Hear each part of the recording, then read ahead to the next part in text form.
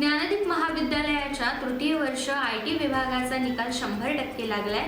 ज्ञानदीप शिक्षण प्रसारक मंडळ खेड संचलित ज्ञानदीप महाविद्यालय विज्ञान आणि वाणिज्य मोरवंटे बोरस येथील IT विभागाचा निकाल 100% लागलाय। संजना पांडुरंग पालकर हिने IT विभागात महाविद्यालयामध्ये प्रथम येण्याचा बहुमान पटकावलाय। 100% निकालाची विश्वसनीय परंपरा असलेल्या खेड तालुक्यातील मोरवंटे बोरस येथील ज्ञानदीप महाविद्यालयाच्या IT विभागाचा शैक्षणिक वर्ष 2023-24 मध्ये घेण्यात आलेल्या तृतीय वर्ष परीक्षेचा निकाल 100% लागलाय।